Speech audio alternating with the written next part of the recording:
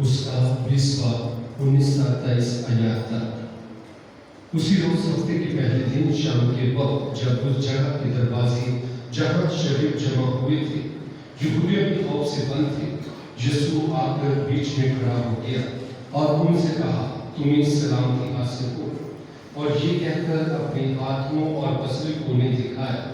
पर शरीफ खुदावंद को देखकर खुशी हुई। यीशु ने फिर उनसे कहा, तुम्हें सलामती हासिल हो। जिस तरह बाप ने मुझे भेजा है मैं भी उसी तरह तुम्हें भेजता हूँ।